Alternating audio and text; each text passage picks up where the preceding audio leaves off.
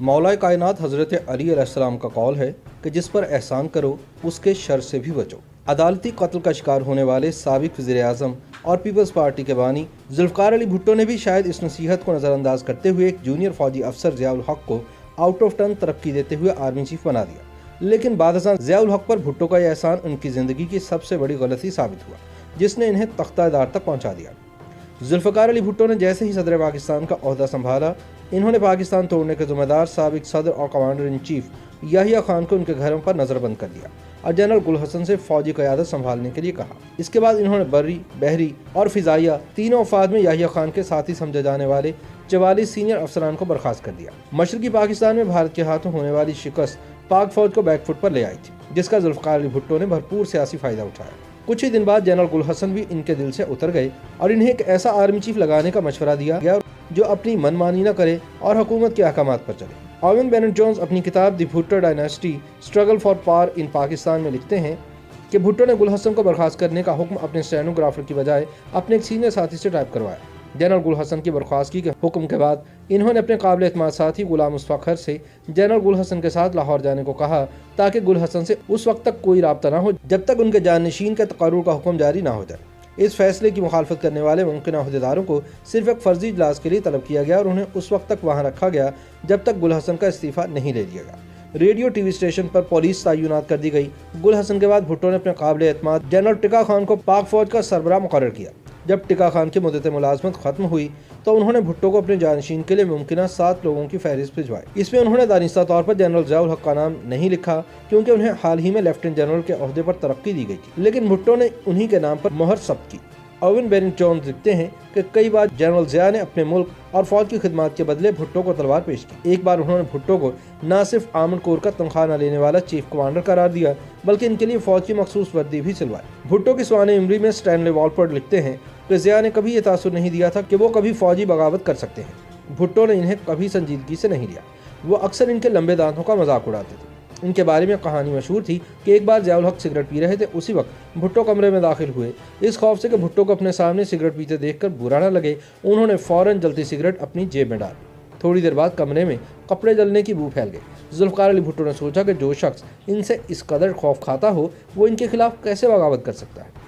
इसी दौरान भुट्टो हुकूमत के खिलाफ मुल्क भर में मुजाहरे शुरू हो गए। भुट्टो की बेहतरीन काविशों के बावजूद अमन व अमान बहाल होता नजर नहीं आ रहा था। ओवेन बेनेट जोन्स लिखते हैं कि भुट्टो की सबसे बड़ी गलती अपने मुखालफिन से मुज़ाकरात में आर्मी कमांडर्स को इस्तेमाल करना था। अगरचे भुट्टो फौज को अपने साथ लेकर चलने की कोशिश कर रहे थे, लेकिन फौजी अफसरान समझते थे कि भुट्टो ने ये इक़दाम करके साबित किया है कि वो कमज़ोर है। तमाम तर मुखालफत के बावजूद भुट्टो ने 7 मार्च सन 1977 को आम इंतखाबात करवाए, लेकिन फिर फौज के इमाम पर ही ANP की क़यादत ने इंतखाबात के नताइज तस्लीम करने से इनकार कर दिया। याद रहे कि 77 के इंतखाबात में भुट्टो की पीपल्स पार्टी को कौमी असम्बली की 200 में से 155 नशिस्तें मिली, जबकि हिज़्ब इख्तिलाफ पीपल्स अलायंस को सिर्फ 36 नशिस्तें मिली। सन 1970 के इंतखाबात में पीपल्स पार्टी को 39% वोट मिले थे, जबकि 77 के इंतखाबात में इनका वोट 55% तक बढ़ गया था। भुट्टो के खिलाफ हिज़्ब इख्तिलाफ की बड़ी इंतखाबी मुहिम के बावजूद इन्हें सिर्फ 39% वोट ही मिल सके थे। पाकिस्तान के मारूफ सहाफ़ी खालिद हसन ने अपनी किताब rear view mirror for memorise में लिखा है कि भुट्टो के एक मशीर राजानवर ने फौजी बगावत से ज़रा कबल भुट्टो जनरल टिका खान के माबैन एक मुलाकात देखी थी। भुट्टो ने टिका खान से कहा था कि जनरल, आपको याद है कि आपने ज़िया को आर्मी चीफ लगाने की मुखालफत की थी। अब आपको इतराफ़ करना पड़ेगा कि मैंने सही फैसला किया था। अगर कोई दूसरा आर्मी चीफ होता तो वो अमन व अमान का उज़र बनाकर अब तक इक़्तिदार पर कब्जा कर चुका होता। और फिर 7 घंटे बाद ज़ियाउल हक ने भी वही किया। अपनी गिरफ्तारी के बाद ज़िया के इमाम पर भुट्टो पर अपने सियासी हरीफ मोहम्मद अहमद खान कसूरी के कत्ल का इल्ज़ाम आयद किया गया। विक्टोरिया स्कॉफिल्ड अपनी किताब भुट्टो ट्रायल्स एंड एग्जीक्यूशन में लिखती हैं कि मौलवी मुश्ताक हुसैन 5 जजों के बेंच के सरबराह थे। भुट्टो के साथ इनकी पुरानी दुश्मनी थी। जब भुट्टो इक़्तिदार में थे तो उन्होंने 2 बार जूनियर जजेस को इनसे पहले प्रमोट किया था। समाअत के दौरान जब भुट्टो ने अदालत में खुसूसी तौर पर तमीरशुदा कटहरे में बैठे जाने के हुक्म पर बरहमी का इजहार किया तो मौलवी मुश्ताक ने तंज़िया लहजे में कहा कि हमें मालूम है कि आप आराम तलब ज़िंदगी गुजारने के आदी रहे।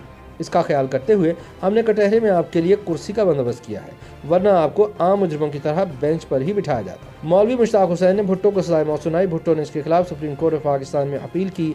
फरवरी सन 1979 में सुप्रीम कोर्ट ने भी हाई कोर्ट के फैसले पर 4-3 के फ़र्क से मोहर लगा दी। ओवेन बेनेट जोन्स लिखते हैं कि इससे पहले कभी भी कत्ल की साजिश के मुकदमे में मौत की सज़ा नहीं सुनाई गई थी और न ही अदालत उज़्मा के जजेस मुजरिम की सज़ा और जुर्म के बारे में मुत्तफिक थे। इस सज़ा पर सवालात उठाए गए कि मुलजिम को उस वक्त भी कत्ल का मुजरिम ठहराया गया था, हालांकि वो जाए वक़ुआ पर मौजूद नहीं था।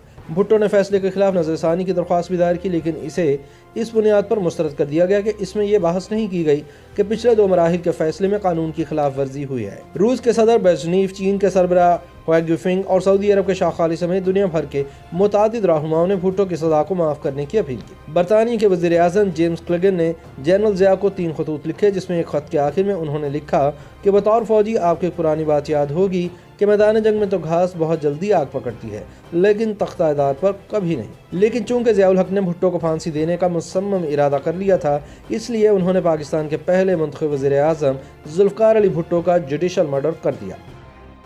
YouTube पर गूगली न्यूज देखने के लिए youtube.com की सर्च बार में गूगली न्यूज टीवी टाइप करें। गूगली न्यूज के पेज पर सुर्ख रंग के सब्सक्रिप्शन वाले बटन पर क्लिक करना ना भूलिए। YouTube पेज पर अपलोड होने वाली वीडियोस से बाखबर रहने के लिए बेल आइकन पर क्लिक कीजिए। आपको हर नई वीडियो के बारे में नोटिफिकेशन मौसूल हो जाएगा।